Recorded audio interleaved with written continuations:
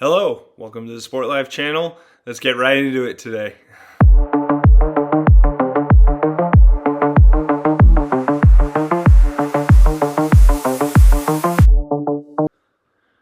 So in this video today, we're going to be talking about the top 10 running backs going into the 2026 fantasy football season. This is for all redraft or just anybody going into the 2026 season. So my judgment of these guys is their current situation for this year alone. It doesn't have any long-term value if you're in a dynasty league.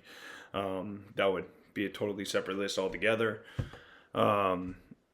So as we get into this list, I found this list very hard.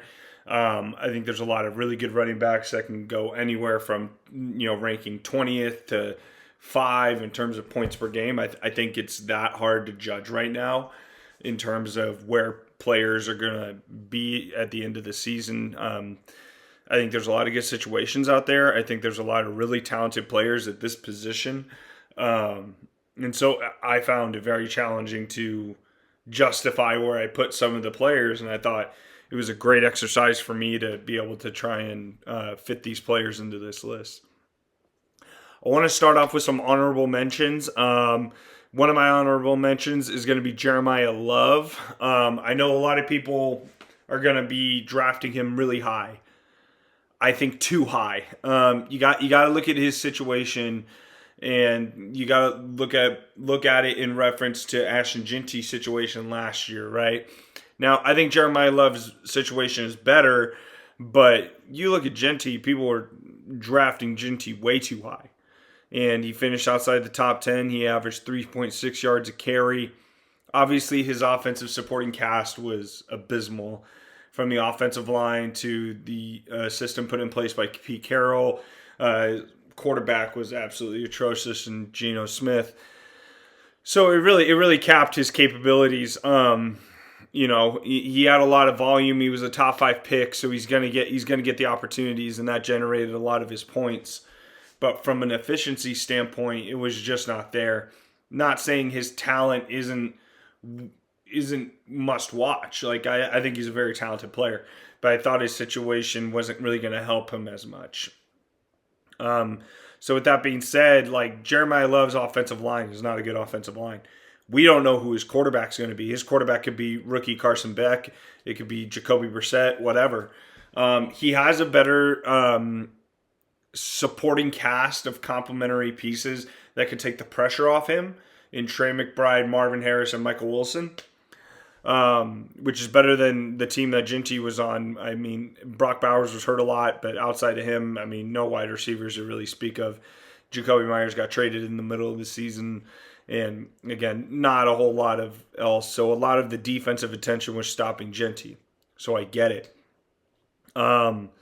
So, and I have a hard time putting a rookie in the top 10 in any sort of capacity unless I truly think they're an all-time generational talent. I don't view Jeremiah Love as that. I think he is really good. I think he is super talented, but I wouldn't put him on that Bijan Saquon level where you felt right out of the gate, this guy's going to be an absolute monster. Ezekiel Elliott, when he first came into the league, you felt pretty safe about that. And, for the most part, like, it's just hard to trust a rookie, in my opinion, and just put him in the top 10. Another guy I want to give an honorable mention to, and this was a guy I really struggled with. He's had 2 top 10 fantasy seasons out of the past 3 years. Travis Etienne. I think he actually goes to a really good situation. He's going to go play with Tyler Shuck, who I think is going to surprise some people this year. Kellen Moore's a really good offensive mind. He's been the offensive mind behind the Super Bowl Eagles offense with Saquon Barkley having 2,000 yards, and he's led extremely high efficient offenses with Dallas, with Dak Prescott, CeeDee Lamb, and all those boys. And I think Kellen Moore and Travis Etienne are going to hit it off. I think Etienne is going to have a solid year, and he'll definitely be on the brink of that top 10 scoring. And again, like I think he has a really good supporting cast around him as well. All the attention won't go on him. You got Chris Olave, Jordan Tyson, like I said, Tyler Shuck. There's pieces around him.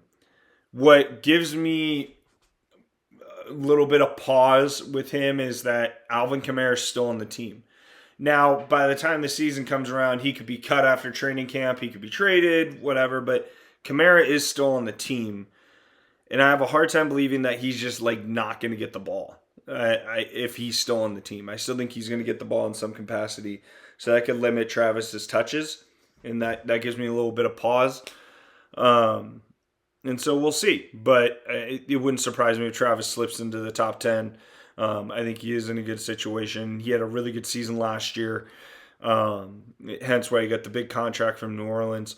So I'll be very interested to see, how his situation develops in training camp and if the roster stays the way it is. My last honorable mention, I'll probably get a lot of flack for this one. I'm just not sold as much as the other guys I put ahead of him. Omarion Hampton. So the thing with Omarion, right, they're gonna be an improved offensive situation. Mike McDaniel's coming over to be the OC. He is a mastermind in designing the run game. Comes from the Shanahan system, and I think Omarion is in a good system for himself to be successful. Now, with that being said, right, there's two things that kind of give me pause when it comes to Omarion Hampton. Number one, the injuries. He kind of had an injury-riddled season last year. When he was on the field, especially towards, because in the beginning he wasn't as efficient, but as he started getting his feet underneath him, he became this explosive first-round running back that I think a lot of fans really fell in love with when he got drafted by the Chargers. I think naturally you really like the fit. Harbaugh's a run-first guy. He gets to play with Justin Herbert. And you thought, all right, this is a really good situation for a first-round running back. Got hurt, and again, still had to figure out the NFL game early on. Going into this, right, it's like, can he stay on the field and be healthy? I think another thing that gives me pause, and some people might think I'm stretching it a bit. I get it. They signed Keaton Mitchell to a 2-year, $9.5 million deal. It's a lot of money to give to a backup running back. And I'll say this, Mike McDaniel's profile, if you ever watch the Miami Dolphins, speed. Omarion Hampton's not just a thumper. Like, he's an explosive player. But Keaton Mitchell is pure speed. And he is as electric in the open field when he gets the opportunity. And for me, I think that was a Mike McDaniel signing. I think that he had his footprint all over that one. He wanted that guy. They targeted him. They got him for him. I think Mike's going to find opportunities to get Keaton Mitchell the ball in his hands. He's actually going to be a player I'll talk about in a later video. But I truly think that Keaton could play a role in cutting into some of Omarion Hampton's touches. Now, Hampton's probably still the goal line guy who's going to get most of the red zone targets, etc. But I just worry about what Mike McDaniel has shown a tendency of the kind of player he likes to use in his offenses. Obviously, Harbaugh's still going to bring a physical, imposing style of play. So Marion's still going to be a really good player, and he could be very dynamic in this offense. But with the injuries and Keaton Mitchell, it gives me a little bit of worry going into this season, and I'm not as safe to guarantee that I think he's going to be a top 10 running back. So those are my honorable mentions for the 2026 season. Again, all three of those guys can finish in the top 10. I'm just not ready to put them there yet. So let's start off with number 10. I'm going to go Ashton Jeanty. His situation significantly improved as opposed to last year. The wide receiver core, not as much. Quarterback play, you drafted Fernando Mendoza with the number 1 overall pick. I think he's going to be a nice complementary upgrade to that offense and to help Jeanty along the way. And the biggest addition they made to help Jeanty's progression is Clint Kubiak, the head coach, who was the offensive coordinator for the Super Bowl champion Seattle Seahawks.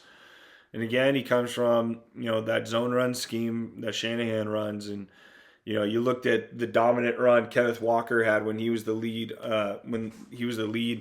back for Seattle, and he carried them through the playoffs and helped them win a Super Bowl. He was dynamic, landed him a massive deal with the Kansas City Chiefs. And I think Jeanty's more than talented. I think he's more talented than Kenneth Walker. And I think in this system and what they're really going to try and implement going forward, I think it's going to go pay massive dividends. I could be wrong, but I think they also signed Tyler Lindenbaum, center from the Baltimore Ravens. I mean, how does that not help a rookie quarterback and a young running back to run the football in this kind of scheme? Um, so again, with all those factors going into the 26th season, I expect Genty, who finished, I believe he finished 11th in PPR points. I think he's going to get into that top 10 this year. I think he's going to be more efficient going forward. I expect over 4 yards a carry. I would hope he'd be in the 4.5 range. I think he'll break the 1,000-yard mark, and I think they're going to try every possible way to get the ball in his hands. Him and Brock Bowers, of course. But I expect a much better year for Ashton Genty. And the talent's still there. I mean, he was ultra hyped coming out of Boise State. His situation that he went into was supremely disadvantageous for his skill set and for him to succeed in year one. But I think the Raiders made the necessary moves to give him the opportunity to truly be the player that they think he can be when they took him in the top 5. And so I'm excited to see his development into this season, right? You know, he's got to play some tough defenses, you know, especially in his own division, right? He's got to play Denver twice. He's got to play the Chargers twice. You know, Kansas City's always going to be a tough team. And the other thing that really excites me about him is there's really no competition for him to cut into his touches. Honestly, I know they drafted Mike Washington. I think they drafted him in the 4th round. And, you know, Clint Kubiak had a 2 running back system before Charbonnet went down, right? You know, it was Kenny and it was Charbonnet. They definitely split the touches over there. But, you know, when you think about it, right, like Kenny Walker and Zach Charbonnet were both 2nd-round running backs. Genty's the number 5 or top 5 pick, and then Mike Washington's a 4th-round pick. It's not really as close talent-wise, apples to apples. So I think Genty is going to get a lot of the touches, and I think that's going to obviously help him with his scoring opportunities going forward. And I think he's going to be in better situations for him to put up more explosive plays and put up more points. So that's my number 10 running back. Number 9, I got Chase Brown, running back for the Cincinnati Bengals. Just by the nature of it, they're an offensive-led team. I don't really think there's any competition for him to get his touches cut into. He's obviously trusted by Joe Burrow and Zach Taylor. He's going to be in an explosive offense, you know, going forward. And I think he's going to have plenty of opportunities to score. You know, I think he had 400 yards receiving. He had 1,000 rushing yards last year. He's not the most efficient runner. I think he averages about 4.3 yards a carry. But obviously, Joe trusts him. He's an integral part of that offense. He's probably the 3rd best playmaker behind T. Higgins and Jamar Chase on that team. And they're going to have plenty of opportunities to score and get touchdowns and move the ball. And so anytime you have a running back in that sort of situation, it should provide some positive points going forward. He's in his athletic prime. He doesn't really get hurt a lot. He feels like a pretty safe pick to me going into the 2026 season. I don't think he's the sexiest pick by people. Like I think people would rather take Omarion Hampton or Love or probably ETN over Chase. But the last 2 years, he's finished, I think, on average around 8 or 10 in the fantasy rankings. And his situation hasn't changed a whole lot. They didn't really add a whole lot to the backfield depth. The offensive system stays with them. The quarterback that is still the quarterback there trusts him and will give him opportunities. So I expect Chase Brown to have another solid season. I would feel safe having him as my running back. Like I said, he's not the flashy, sexy option, but I think he's going to consistently still be a dynamic playmaker for them, and he's going to provide you with a very safe fantasy outlet at running back. All right, at number 8, I got Devon Achane. This is maybe the pick that people are going to have a gripe with in terms of why wouldn't Omarion be ahead of him? Jeremiah Love, Travis Etienne, Breece Hall, Bucky Irving, whatever, right? And I understand people's worry with him, right?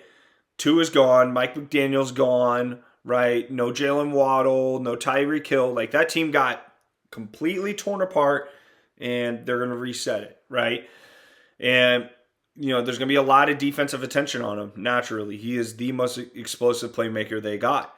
Um, but the Dolphins know that too, right? I think just by volume alone and talent and versatility and his skill set, he's still going to be a top 10 running back, I feel like, in fantasy football. He is going to have a lot of defensive attention on him. But the amount of opportunities that he's going to generate into this season, I feel safe having him as a RB1 going into this year. Again, I understand his situation's scary with everything that's happened, but I still think the opportunities and the volume he's going to get, and he's still a really talented, explosive player. Super fast. He's actually tougher and stronger than I think people realize. He's not just this little quick scat back. He's a receiver out of the backfield. He's going to be their whole offense. And so anytime you have a situation like that, especially with a young guy in his prime, I think that's still going to produce significant fantasy points in your fantasy season.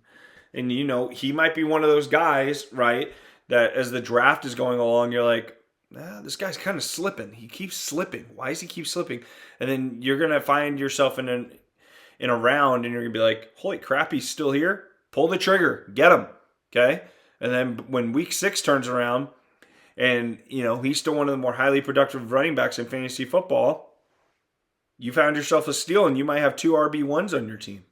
So I still think Devon Achane is going to be a highly productive player.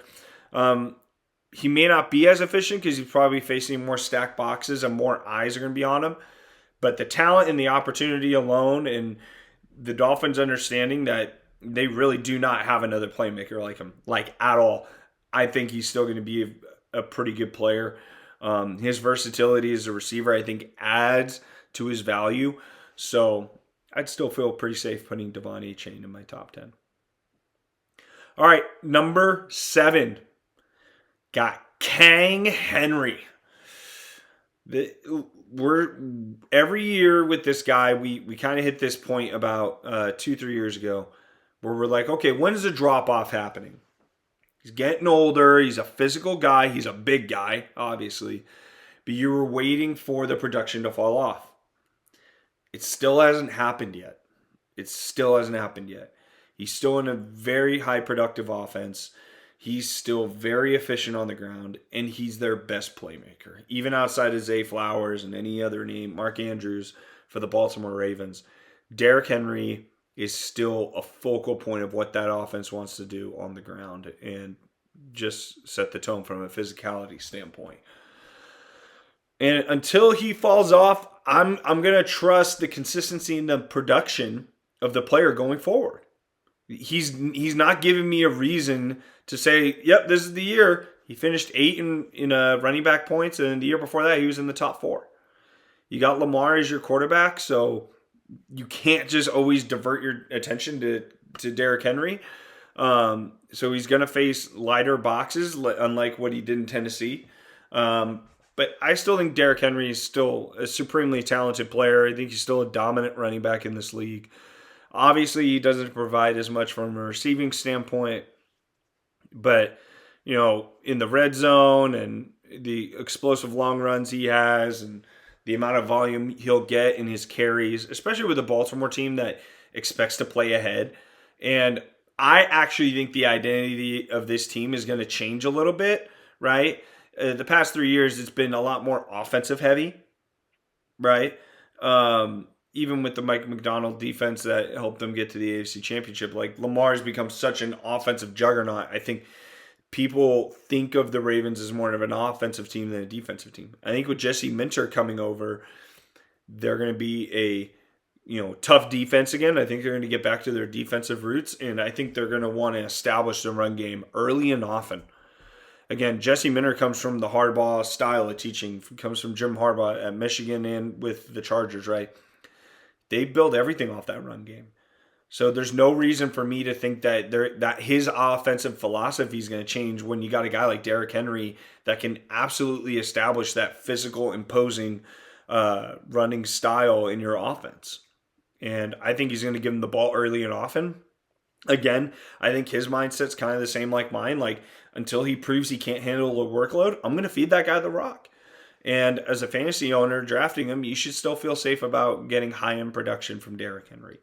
He's still going to have RB1 numbers, and you shouldn't worry until he shows you that. And again, he doesn't have a long injury history. He doesn't really have any of the precursor steps that would lead you to believe that he's not going to be the player that he has been. So I got Derrick Henry at 7.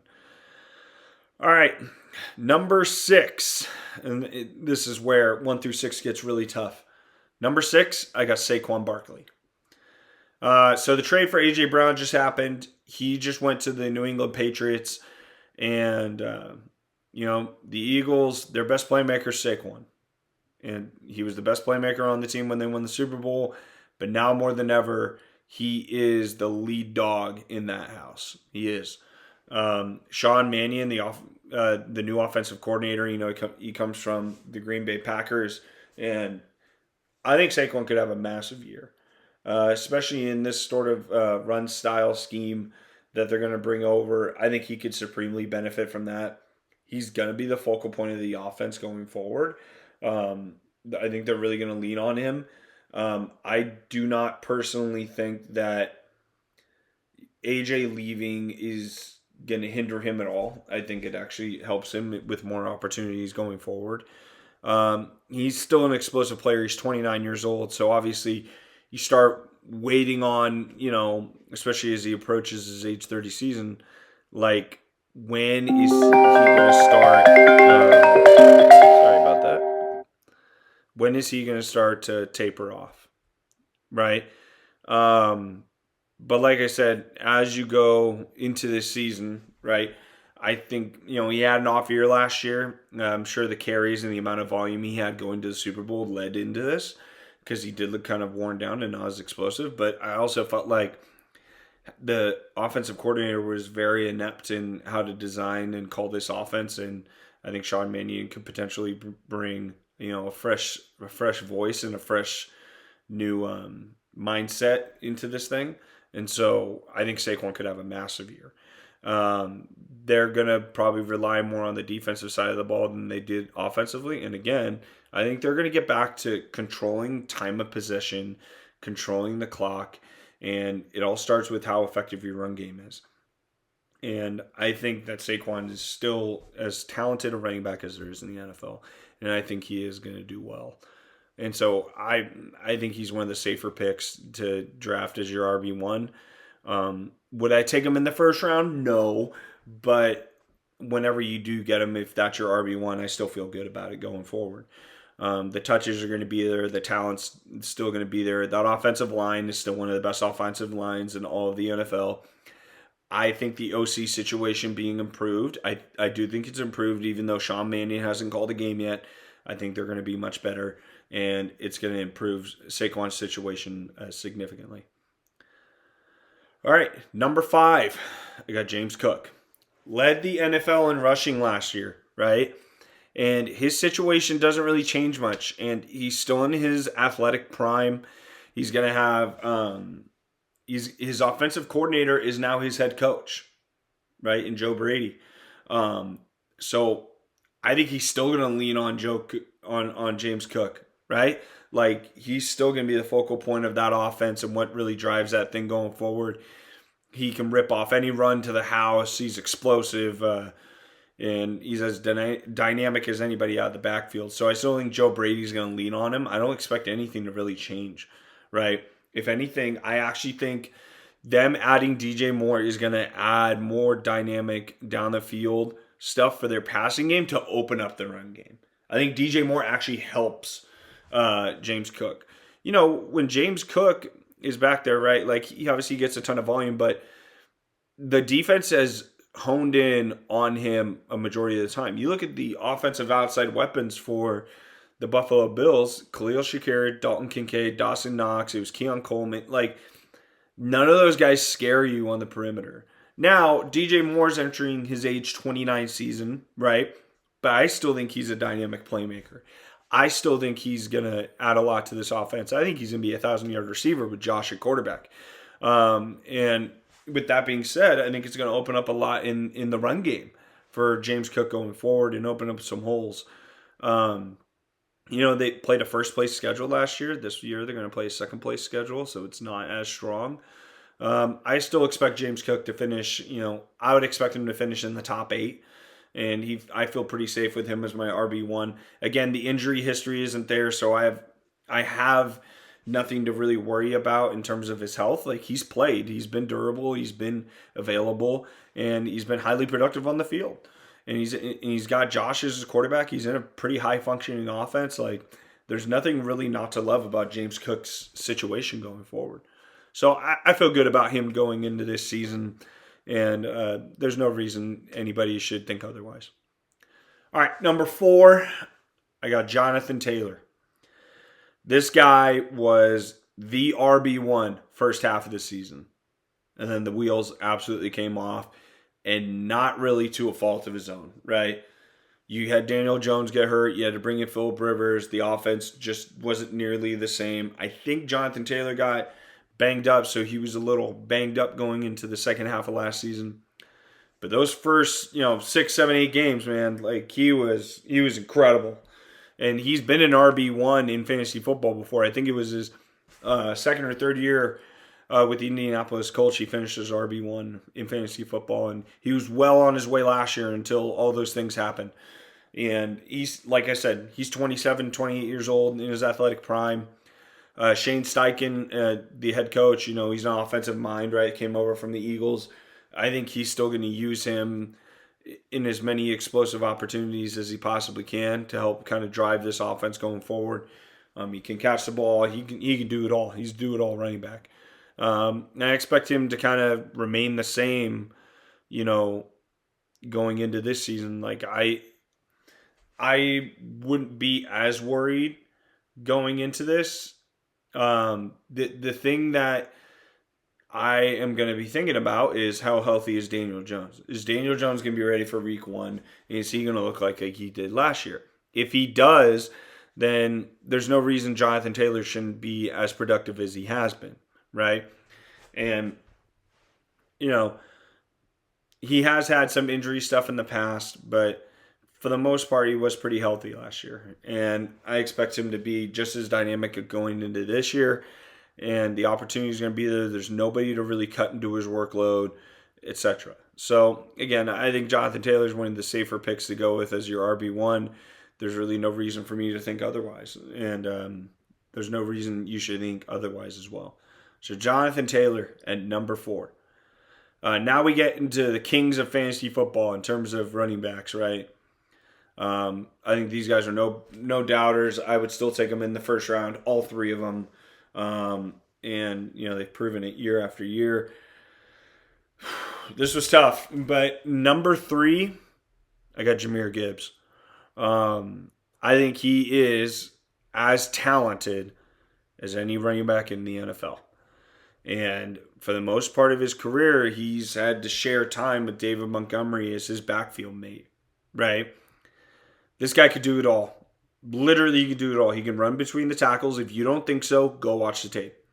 He can absolutely run between the tackles. I actually see a lot of his explosive runs not coming from the outside, but from him popping out of the middle and getting into the open space and just causing chaos.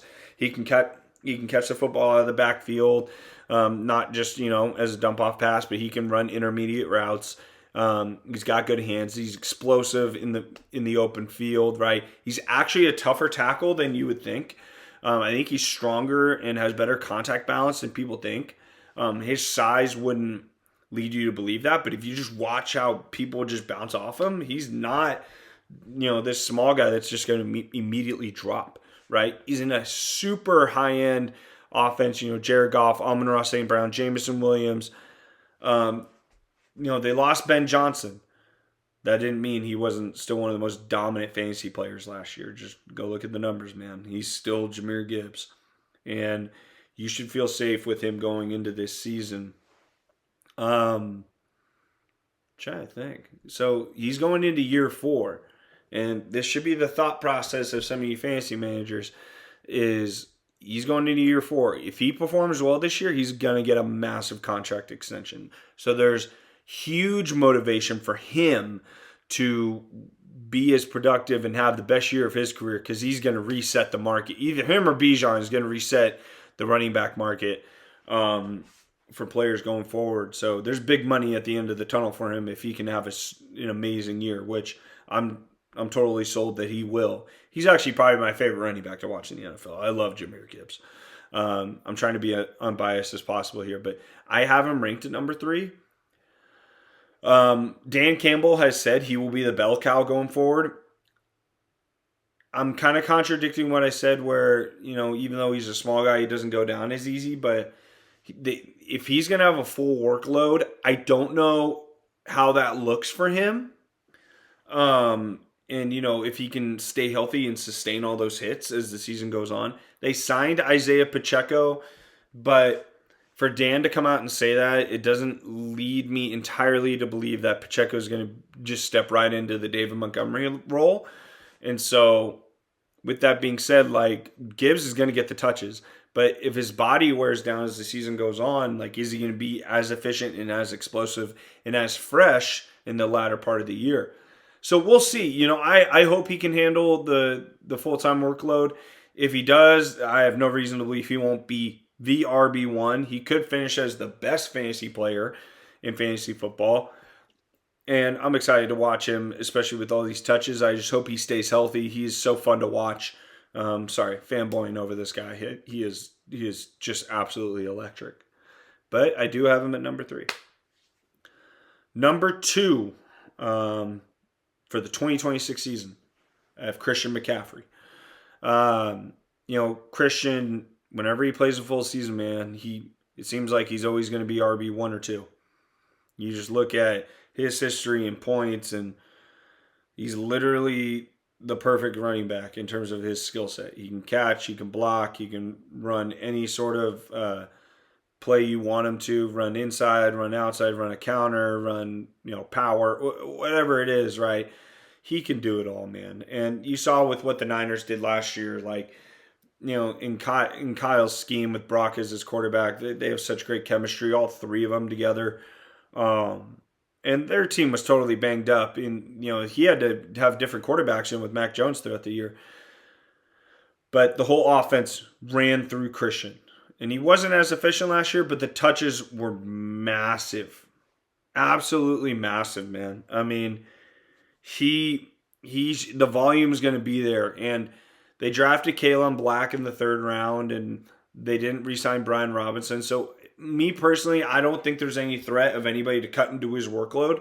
The Niners say it every year that they're gonna ease off Christian. But when you're on Sunday and you're in the game, it's so hard to take your best player off the field when you're trying to win a football game. It's so hard. And with Christian, they always talk about how much of a competitor he is, and he's like, I'm not coming off the field, not happening. And with that being said, right, it just leads me to believe that nothing's going to change. He's still going to get the ball a ton, whether it's catching the football or running it. And he's going to be in a high productive offense that's going to have plenty of red zone opportunities. He's in a great situation. And there's always the worry with him because when he gets hurt, it's like for the whole year. And you're absolutely screwed, right? But when he plays, you have a chance to win your fantasy championship. And for me, that's always the risk worth taking. I'm still going to take Christian if I have the opportunity this year going forward. I think the Niners offense actually is going to be better. I think he's not going to be as focused on from defenses. And I expect great things from him going forward into this fantasy season. All right, at number 1, no shocker, Bijan Robinson. I believe he finished as RB1 last year. And his skill set and his talent, maybe I'm over-exaggerating a bit, but he might be the perfect running back. Name me a flaw. Exactly. There is no flaw in his game at all. He can do everything at the highest level. He's in his athletic prime. The Falcons run everything through him. And, he's even gone on record and said he trains with Christian McCaffrey going forward. He's trying to up his game. He's always trying to get better. He can absolutely be a 1,000 guy. He has the talent to do so. Bijan is just absolutely explosive. He can handle the workload too, with his physical makeup. Like, I think he can handle, 20 to 25 touches and shoot sometimes even 30 touches a game.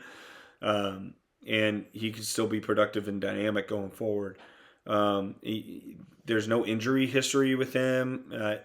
I mean, really, I can't think of a flaw in his fantasy profile that wouldn't, if I was a fantasy manager, it's so hard for me to say he shouldn't be the number one overall pick in fantasy drafts. Over quarterbacks, tight ends, wide receivers, Bijan Robinson should be the number one pick in fantasy drafts. I just feel as safe as humanly possible going into that, right? I know people want to argue Jamar Chase or Puka Nacua or JSN or even Jahmyr Gibbs or Christian McCaffrey. I get it. But Bijan, from all those factors I said, right? Like, he's proven he can take a full workload. He's as talented as anybody. He is the entire offense. He's in his athletic prime. He doesn't have an injury history. He has They changed their head coach. He's an offensive-minded head coach in Kevin Stefanski.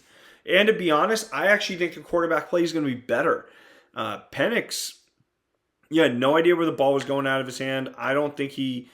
I think he looks like a bust as an NFL quarterback. I don't think they're sold on him. I actually think they're going to be better with Tua under center, and that offense is going to operate a lot more efficiently. It's going to give Bijan a lot more red zone targets going forward. He plays indoors, right? So weather's not going to impact him a whole lot. He plays in the weakest division in the NFL. So he's got 6 games against the Buccaneers, the Saints, and the Panthers. There's just nothing for me to believe that Bijan won't challenge for RB1 again. He's an absolute stud. And hey, same thing with Gibbs, right? He's entering year 4 where he's gonna try and have the best year of his career. So then when they go into contract negotiations, he's going to absolutely reset the running back contract market. Actually, I think he's going to blow it away as long as he has the year we think he's capable of having. So yeah, Bijan's my number 1 ranked fantasy running back going into this season. Thank you so much for tuning in. I hope everyone has a great fantasy season. I want to give a special shout out to Guy Haberman. I love his show on YouTube. If you've never seen it as a Niners fan, it's a great watch. He brings in great insiders, provides great knowledge. And when it was Haberman and Middlecoff, before Middlecoff left the show, that was my favorite Niners show to watch. They were so knowledgeable, super entertaining. So I just want to give a shout out to those guys. So again, hit like and subscribe if you liked the video. Hope you guys have a great day. See you next time.